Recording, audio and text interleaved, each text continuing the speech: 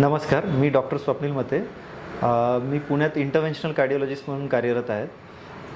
आपण मला लाईफमेट clinic, Deccan, वांडारकर road येथे भेटू शकता. बऱ्याचदा हा प्रश्न समोर येतो किंवा पेशंटद्वारे विचारला जातो की हृदयाची हेल्थ नक्की सुधारायची कशी, किंवा हृदयाचं आयुष्य, कार्डिओव्हॅस्क्युलर सिस्टीमचं आयुष्य सुधारायचं कसं, यासाठी नक्की काय गोष्टी करायच्या. तर आज या 10 गोष्टी आहेत ज्या मी सांगू इच्छितो. पहिली गोष्ट म्हणजे शरीराचं कॉम्पोजिशन बदलणं, शरीराचं रूप बदलणं.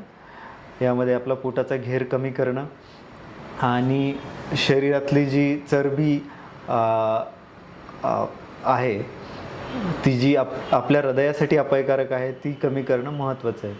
सो यासाठी दोन्ही गोष्टींची मदत आपल्याला लागते. एक तर आहे आहार.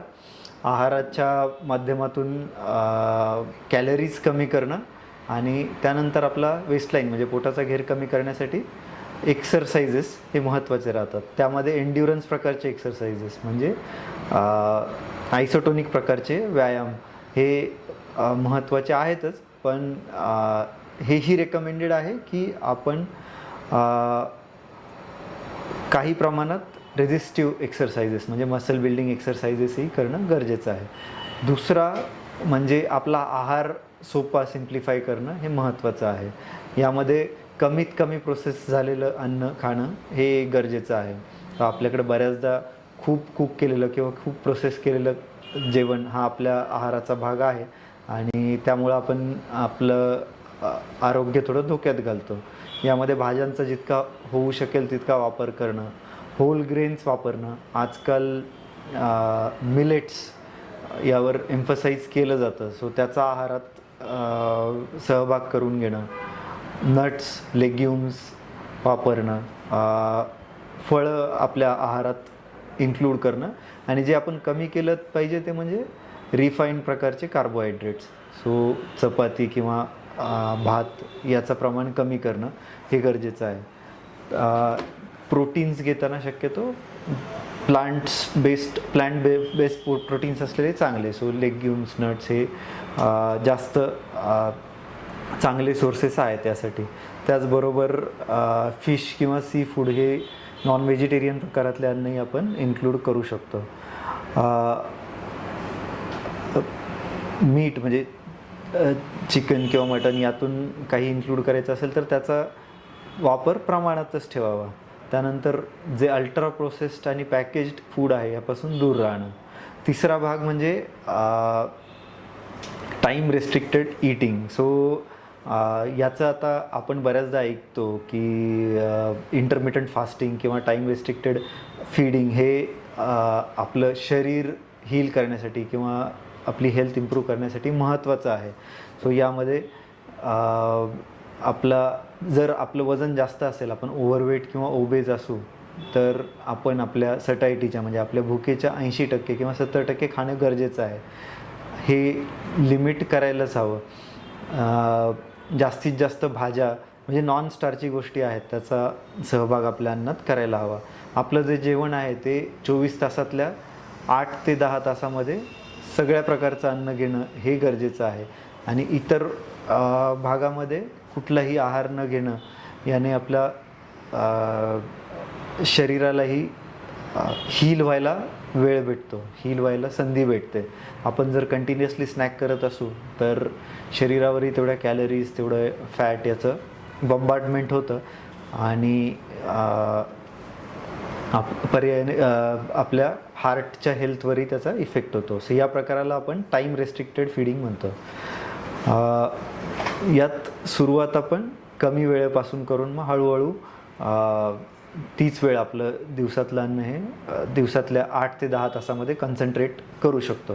त्यानंतर फिजिकली ॲक्टिव्ह राहणं. सो प्रत्येकाने आखून घ्यायला हवं की दिवसातून 30 ते 60 मिनिट ही माझ्या रेग्युलर रुटीन एक्सरसाइजचा पार्ट असणारच आहे. सो हे बघायला हवं. 5वी आणि 6वी टीप म्हणजे आपल्याला जर व्यसन असेल, स्पेशली अल्कोहोल म्हणजे दारूचं, किंवा स्मोकिंग म्हणजे तंबाखू किंवा स्मोक करणं हे असेल तर ते बंद करायला हवं. यासाठी हवी ती मदत घ्यायला हवी.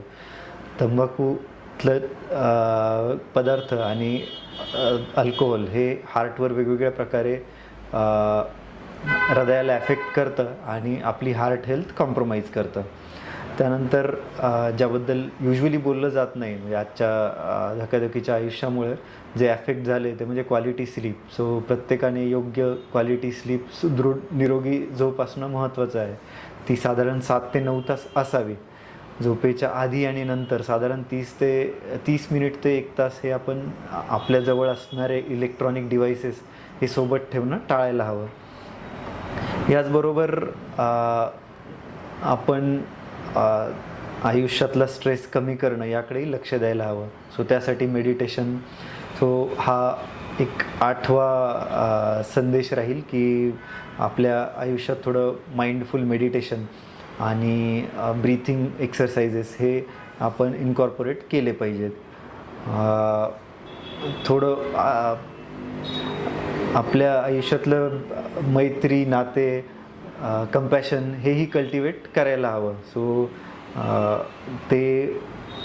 ते आणि आपलं योग्य फॅमिली लाईफ, मित्रांसोबतचं आयुष्य जगणं हेही विसरायला नको. 10वा आणि महत्त्वाचा भाग म्हणजे आपलं एन्व्हायरमेंट, म्हणजे आपलं आजूबाजूचा परिसर, आपला निसर्ग ह्याची काळजी घेणंही आपल्यासाठी महत्त्वाचं आहे. सो आजकाल आपल्याला जे जाणवतं हवेमध्ये असलेलं पोल्युशन हाही म्हणजे डॉक्युमेंटेड गोष्टी आहेत की ते आपल्या आयुष्यावर, जसं इतर अवयवांवर परिणाम करतात तसंच कार्डिओवॅस्क्युलर सिस्टीम म्हणजे हृदयावरही परिणाम करतात. सो एअर, वॉटर म्हणजे हवा, पाणी याचं पोल्युशन कमी करण्यातही आपण सजग असायला हवं. सो हे सगळे मार्ग आहेत ज्याने आपलं हार्टचं हेल्थ आपण इम्प्रूव्ह करू शकतो आणि आपली लॉंगिव्हिटी म्हणजे आपलं वय वाढवू शकतो. धन्यवाद.